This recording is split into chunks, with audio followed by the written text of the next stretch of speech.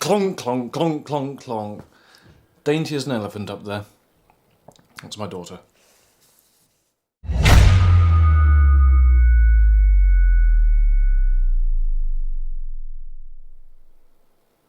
Hello everyone, welcome back. Today we're going to be doing a Q&A session, so it's going to be no thrills, there's no microphone set up, I'm just using the camera's internal mic, so if you hear a bit of a buzzing, it's the internal fans and what have you that you can hear. It's just literally a sit down. So what are we doing? As I said, we're going to be doing a Q&A. Just recently I just said to everyone, look, why don't we do a Q&A? Things are a bit peculiar at the moment, so this is what we're doing. So there's no self-aggrandizing here, it's just something different. So I thought it'd be nice to try and connect a bit more with you, the viewer. Now, had I thought this through properly, I would have realised that it's completely a one-way street. I can't get to know you, but I did put out this posting saying, do you want to ask me anything? Go ahead and do it. So literally it's a one-way street, so you're going to learn a bit more about me. So I'd like to thank every viewer, regular viewer and casual viewer, that's taken the trouble to send in some questions. And we did get quite a few. I thought we were going to get like one or two, and maybe most of those were going to be abusive from people who don't normally watch the channel. But no, regular viewers have sent in their questions. Now there was a lot of cross-pollination with some of these questions. However, I didn't notice that there was roughly 5 categories of question. Obviously the first was the character options stuff. Then there was some personal stuff that would require me to tell a bit of a story, so there was going to be a bit of a story time later on.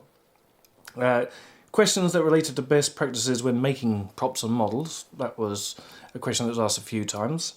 Then there's general stuff that doesn't fall into any real category. And finally, those were there were questions that I could answer in a rapid, quick fire. Very easy questions. So let's start with the easy ones first, and it's the quick fire stuff. So here's my list of questions. XD Gamer, thank you very much for your question, and it is, what influenced you to start a YouTube channel? Actually, that's a pretty decent place to start. What influenced me to start a YouTube channel? Well, it's exactly the same reason why I co-founded TARDIS Builders, exactly the same reason why I started my Purple Blancmange blog. It's purely, I want to share information, share ideas, share thought processes, techniques, anything that I'd learned over the years. That I could share with other people. I don't want to sit there, telling people that this is the exact way to do things. It's just, this is how I do it. If you want to use those ideas, then great, brilliant. So that's basically why I started all of this stuff I started. It's because I want to share stuff. So yeah, brilliant first question. Second question comes from McMatt, and he asks, do you have a favourite prop from the show? Also, would you consider making a third Doctor's key? Regarding the key, yes, I would probably make a third Doctor's key at some stage. I will also be making, again when I can get round to it, a 7th Doctor key. I had access to the original and copied it in silicon and made some casts, and I made a few up. But I thought, yeah, I could possibly one day do that on camera. As for my favourite prop from the show, well, I'll give you a guess. What do you think it could possibly be? The TARDIS. It's that simple. I've always loved the TARDIS. People ask me why. I actually like the TARDIS and the props more than the show itself. People ask me why I like the TARDIS so much. It's because it's the ordinary in the extraordinary. It is the universe's best spaceship. It's the fastest. It can arrive before it sets off. It's just magical. But the best thing about it is that it looks odd. And it's the familiar in the unfamiliar, as I sort of alluded to earlier. So take, for example, a TARDIS or a police box on a beach. It's out of context. It's why I like dilapidated buildings. Anything that's been reclaimed by nature. It's something you see every day in an extraordinary situation. So I just think it looks cool, to be honest. On to the next question, and thank you for that, McMatt. Dr. Vendetta, you ask, can you show us how to make a 7th Doctor bug coin from Battlefield? Yes I can. Long-term followers of me from way back when will know that I have actually built one of these before. Maybe you're one of those people who've seen it. Yes, I have built one in the past, around the early 2000s, and I have about 5-6 kits of parts to make those. This is the trouble, because when I used to run the blog and and I opened up TARDIS builders to prop making as well. Because back in the day, in eBay's early stages, when it was quite young, I used to go on there just buy everything. Everything that I knew was part of a Doctor Who prop or whatever, I would buy, and then I'll talk about it. And that had a bit of a weird knock-on effect. So, for example, when I did Sylvester McCoy's pocket watch, and it is a pocket watch, not a fob watch, I identified what the actual pocket watch was, what the Casio watch inside there was. And when I picked them up, they're only like £2 or £3 each. Virtually all of the junk that I bought, it was never more than a tenner. Now you'd be lucky to get the Casio watch, for example, if you can find it, that is, for less than £50. I mean, I've seen some go up to £200. So yes, I will do a video at some stage on how to do that money bug. Oh, good grief. Heartless Props and Models has loads of questions. I am going to rattle through these. First question is, why do we never see your face? Well, I've got a face for radio. That says it all, really. No, more seriously, I've been of the strong belief that everything I talk about, that's the focus. If you start seeing me and seeing my face and I've got these weird expressions and what have you, I will be very distracting. I don't want to be the star of it. I don't want to be famous. I don't want people knowing all about me. It's just in terms of, just what I do, other than my work. I want the work to speak for itself. I'm not the main player of these videos and these blog postings and what have you. It's the work. It's always the work. The work is the primary reason for being there. So you don't need distractions of me adding to the mix. Why did you start a channel? Have I already answered this? Yes, I have. Yeah, I've already answered this with XD Gamer at the beginning. So going on to your next question. Give a rating out of 10 on each series from 2005 onwards. No. I mean, I could answer that and say, why not from 63 onwards? Look, bottom line is, I don't rate stories. I don't make lists of things like that. It just doesn't interest me enough to rate these things. To be honest, when I do watch the series, I never really watch the stories more than once. I'm not overly interested in the stories. It's always been the TARDIS, the Doctor, and the props for me. I can, hand on heart, genuinely say I can take or leave the stories. I mean, that's not to say I don't like the stories. Of course I do. But they're completely secondary to me. I only ever go back and look at the stories when I'm looking for a prop, and I want to sort of do a bit of research on it. So I can't really rate it. Also, from series 2005 series onwards, I've only ever seen the 2005 series itself in its entirety. All the rest I haven't. So I couldn't rate it. And I've barely seen any of Capaldi's stuff, and I haven't seen any of Whittaker's at all. So it wouldn't be fair to give any ratings. Have you designed anything for TV shows or movies? That's a sort of yes-no question. Invariably, as the maker, you're not the designer. So someone else would design it and they say, look, make this. I did actually design, or was one of the designers on a movie called Legionnaires. Now, this was back in the 90s. I honestly can't remember what even happened with that. I know it was greenlit and it was in pre-production, and I remember designing a load of handguns, big rifles, and some other odds and so. I think I even designed some.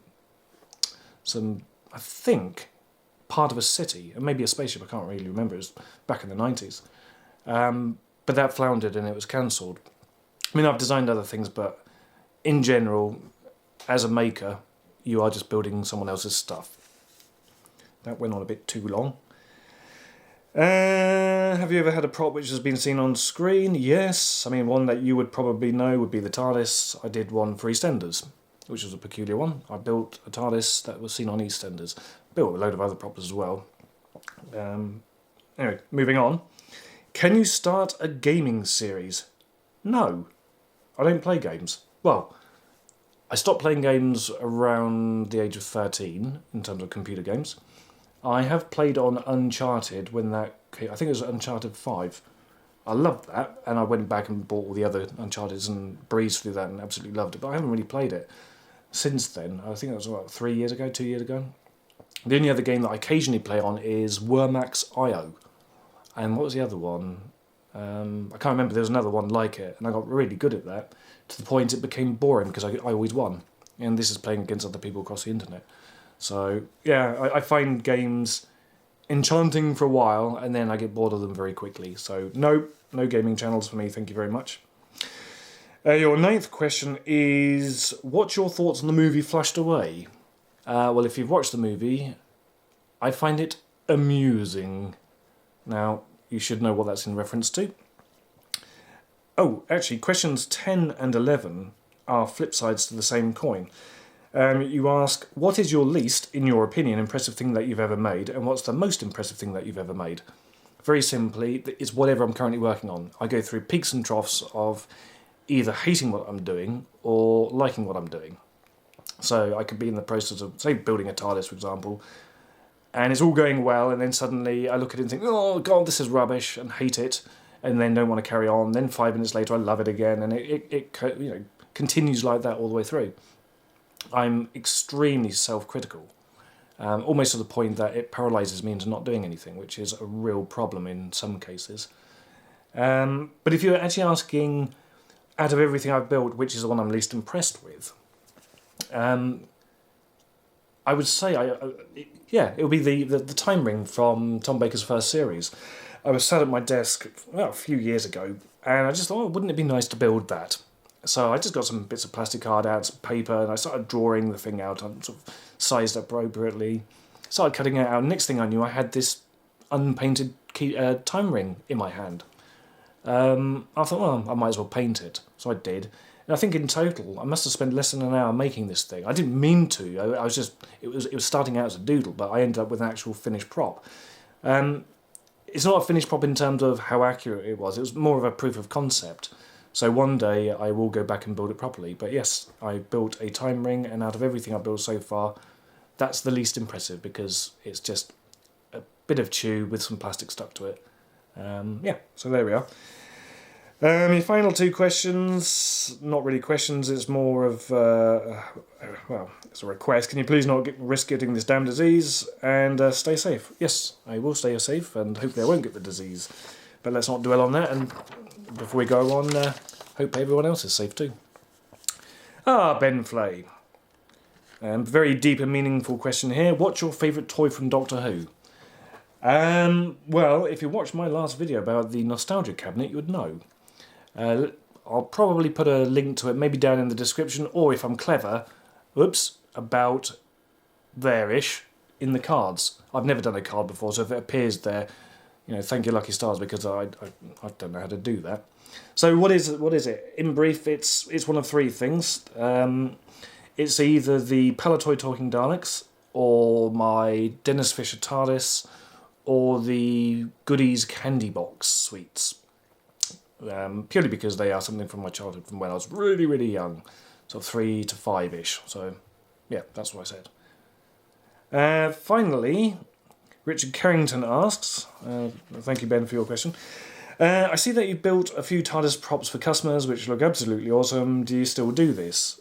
Do you mean props or models? Because I've done both. At the moment, I'm a little bit bored of building TARDISes. If you're talking about the models, and in particular the sort of 13th scale ones, I'm resisting heavily, and I've been resisting this now for about 18 months in not doing it because my eyesight's getting worse, so that becomes a bit of a problem. Not one that I can't overcome, but I'm just getting bored of them. And I don't mean any disrespect from that. It's just I've done so many of the things over the last decade that in terms of doing the builds for the videos, there's nothing more I can say about it. I mean, once you've seen me build it once or twice, what more can I say? Also, in terms of what I charge for them, I'm charging way too less, and I'm not making any profit on it. It just becomes worthless. So they take me about 10 to 12 weeks to build, and at the end of it, I shouldn't really do it, but I calculated I'm making less than a penny an hour on it.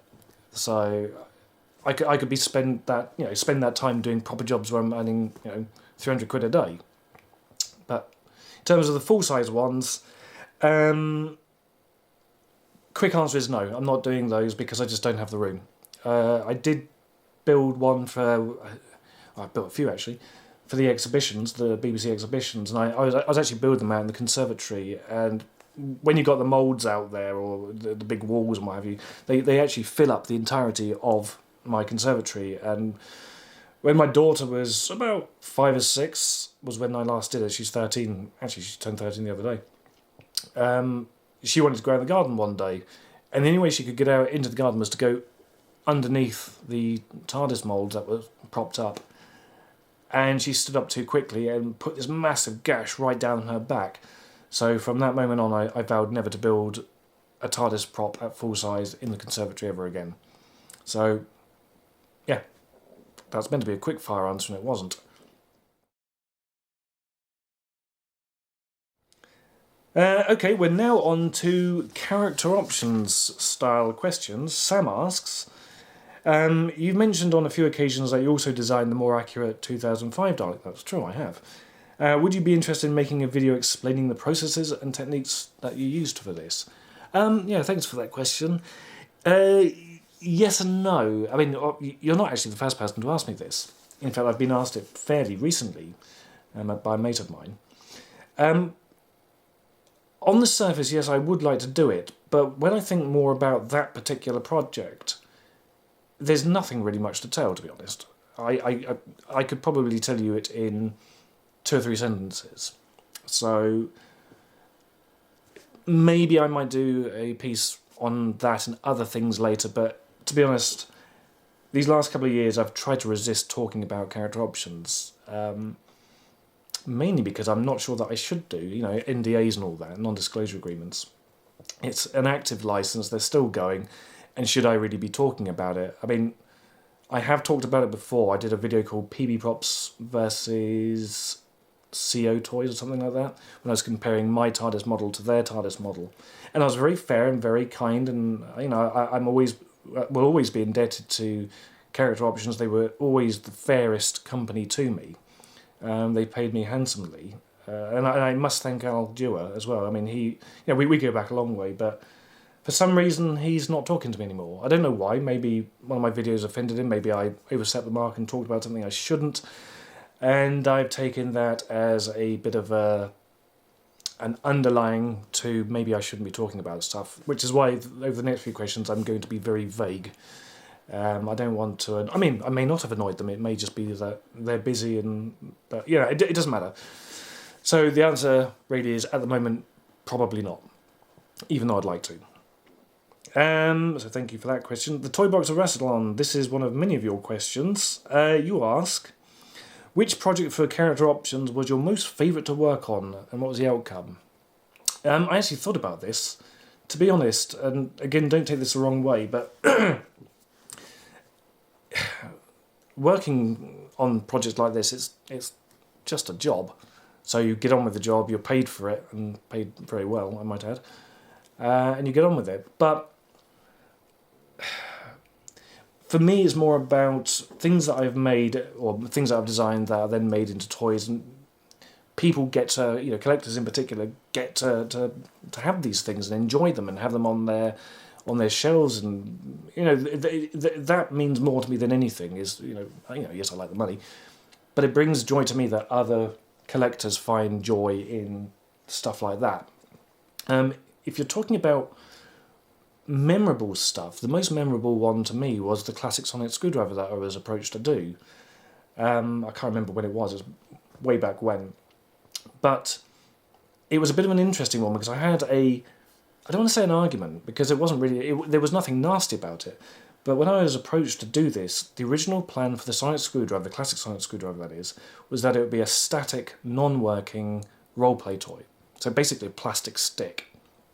And I said to them, look, you've done the Eccleston Tennant one with all the bells and whistles, you know, extended and it lit up and it made all the sounds. If you go and release something like this plastic stick, it's going to be a bit of an anticlimax, and the collectors probably will be a bit miffed about it. So I said, look, we've got to make this thing spring-loaded with sound effects in it. And we sort of deliberated this back and forth, and they eventually conceded. They could see I was right, but of course this meant that it was going to cost a bit more to do, but it was worth the risk because Doctor Who toys at that point were really high and on a roll. You know, they're very popular. Less so these days, but you know, that's just the way the market is. I mean, the market in general for toys. So I drew up the plans for the science screwdriver and I sent them over and then they modelled it in 3D on the computer and very quickly realised that the soundboard and the spring mechanism wouldn't fit. If they got rid of the soundboard, it would have worked, but then wouldn't have been so good. So they did something that I thought was a mistake. I mean, the idea was right, but the way they did it was wrong. What they did is in the CG model on the computer, they extended the diameter of the grip bit, the handle. They only extended it in one direction. Well, technically two, the X and Y. And what that did, because it wasn't going up as well in the Z direction, that little slot, the pseudo slot that's on the front of this thing, it kind of curled up on one side and down on the other side. Now that thing should be completely straight. You should be able to hold it, look down at it, and it'd be completely straight. But when you look at it, it goes, it bends. And the only reason that is because they didn't scale all of that section up. What they should have done is done the X, Y, and Z and pulled it out, all technical terms here. But that would have made that handle too tall. So what they could have done was scaled it up to the diameter they needed, including the height, and then chopped the height back down to the size it should have been, but they didn't do that. So that's why you get that. So whenever I look at that toy, which isn't much these days, that slot just annoys me, as does the three prongs that hold the bullet in place. I said very specifically on the plans, do not put screw threads on these because the original ones never had it. And I have no idea why, but the guy doing the CG version of it put the screw threads on it, which did irritate me, but never mind. It's still a popular toy, and my son's got a couple of them and he loves them. Play with them to death. They're an absolute mess now, so I have to refurbish them, but yeah, by all accounts they're very popular. Apart from a couple of guys I saw on the internet who said I'd raped their childhood because of the Pertwee one, because I simplified all the guff that was down the handle. Just for cost reasons, I simplified it, but they didn't know it was there. In fact, no one knew it was there, and they said that I'd added all this crap detail that was never there, and I'd raped their childhood. So I thought, oh well. But anyway, I hope that answered your question. Kristen McDonald Films asks, please could you talk through the toy manufacturing process, starting from how they decide what to release to the finished toy on the shelf, whilst referencing your own experience as a character. Again, I don't want to talk for them, so I'll do it in very loose terms, but the thing you've got to remember is I'm only one very small part of it. I'm right at the very beginning, so I'm not privy to how they make the decisions on what they want. I can guess, but I don't want to speak for them. But once they come up with the idea of what they want to do, they will come to me, and the only reason they came to me is because they knew that since the mid-80s, I had been researching the props. I'd had access to various props from the classic series, and I did the same with the new series. So they knew that they could come to me and quickly get working plans done. So I would do my drawings, and I do it old school, which is paper and pen and ink and pencil, and I'll sit there and draw it out over a couple of weeks, and I'll then duplicate those plans multiple times. Now these plans are usually booklets, so I would duplicate them about 10 times. I'd send 3 or 4 copies off to character. They would then model it up in the computer. From there, especially in these days, once they've got it modelled up in the computer, they would usually send some images back to me, and I would look at them, see if I can see anything that needs tweaking or not. Once we're happy with the look of it on the computer, it was then, again, I don't want to speak for character, but it's usually 3D printed, so you've got a physical object to look at from all different directions. Once you're happy with that, there may be a mould taken or a second print, or even that print might be painted up, so that become the paint master. But once that's done, a set of steel moulds will be made, and that would be one set of moulds. And what they'll do is they'll do something called a test shot. So they make up their moulds, they will run plastic through it, and then have a look, does that mould work? And if it does work, it goes off to be duplicated. If it doesn't work, they'll sort out whatever problems, and then send that off to the factories, usually in China, to be duplicated. So the factories might have like 10 or 20 copies of these moulds, so they can mass produce these things. The way these things are cast, it's a process called injection moulding. Now, it's a very long and convoluted process, and I'm sure you can go and look it up on Google if you wanted to. But in short, it's basically lots of plastic beads that go into a hopper. It feeds into like a heated element, The plastic then becomes a liquid form, and then under pressure it's injected through the various moulds. Once those moulds have cooled down, or the casts have cooled down, the moulds are opened, the castings are popped out, and they trim all the flashing off, which is sometimes you'll see on cheap toys little bits of wobbly plastic that runs along the seams. You're meant to trim that off and any of the sprues. It will then go over to the various painting bays, and they'll be painted up, bunged in their boxes, shipped off, and then it'll end up on the shops and then on your shelf. So that's the general process. But yeah, I don't want to talk too much about character because, as I said earlier, I don't want to speak for them, especially with it being an active license. So thank you for that question. Jason O'Toole, in fact, you're the last person when it comes to character stuff. Oh yes, I remember this question. Is there any way we can influence character options to make some new classic figures based on your experience in working with them? Short answer, again, is no. You could always do customer pressure, but to be honest, if you've thought of it, they already have as well. So, but the other thing you've got to... I guess you're referring to... In fact, I do know you're referring to the classic stuff. Look, the toy market these days is completely different to what it used to be. The market is shrinking, and this isn't just for Doctor Who, it's across the board. A really good example is Star Wars. There are various factors involved here, including prices in China going up. But Disney bought Lucasfilm for $4.6, I think it was, or $4.2 billion. And obviously they want to get their money back. Now, of course, the biggest franchise within that is the Star Wars stuff. So obviously they've made their 3 films, they've got their theme parks. But the problem is the proliferation of stuff. What they ended up doing, just like with Doctor Who, I'm afraid to say, they oversaturated the market in merchandise to the point where there was just stuff hanging on the shelves that wasn't selling. Now, obviously, Lucasfilm, Disney, they have their licensees, so for them, Hasbro is one of the biggest. And it's a bit controversial and a bit contentious, but the amount of merchandise put out with Star Wars is one of the reasons why Toys R Us went bankrupt, because they were contractually obliged to stock this stuff and sell it, and they couldn't. So you would just go into these shops and there'd be rows and rows and rows and rows of like Rose Ticos and Poe Damerons just sat there not shifting. Now, of course, franchises like these have merchandising built in just by its very nature. You've got the Doctor, you want a figure of the Doctor, you want the TARDIS, and it goes on. So manufacturers now with the technologies can just produce everything, but not everybody wants to buy everything. You have your hardcore collectors who literally will want to buy everything, but you can't cater as a manufacturer, as a toy maker, purely to the fans, because the fans will want everything, but your general public won't. So they might buy, a Darth Vader or C-3PO or a Luke Skywalker, Han Solo or a Doctor. But do they really want the third Stormtrooper from the left in this one scene from that film that you can barely remember? No. So going, sort of rifling this way back to character options.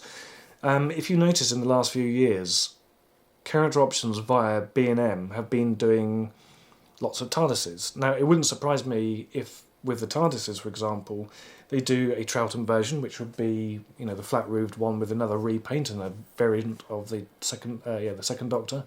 It would not surprise me if we had a new 6th Doctor repaint variant. I would not be surprised if there was a Paul McGann and TARDIS where they doll that one up to look like the Paul McGann TARDIS. And I bet you any money at some stage they'll even consider doing a pink version of the 80s TARDIS with the Sylvester McCoy. But yeah, you'll notice that a lot of these things are repaints because it's stuff they've already got. It's mould. Moulds are very expensive to make. We're talking tens, if not hundreds of thousands of pounds for these things. So, just for example, there's 2 examples here. There's Bill Potts there, and Harry Sullivan over there. They are in the new wave of stuff. I think they both were B&Ms. New figures. They weren't new figures. You probably already know this, but I'll say for those who don't. Bill Potts, actually, here we are. Bill Potts figure, New head sculpt, just like Harry Sullivan is a new head sculpt, but the body is existing. This body is from Primeval, which is a completely different line.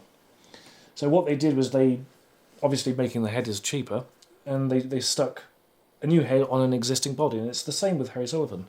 Harry Sullivan is a new head sculpt on an existing body, and you probably know this, but the body for Harry Sullivan is actually the Genesis Tom Baker body, minus the scarf.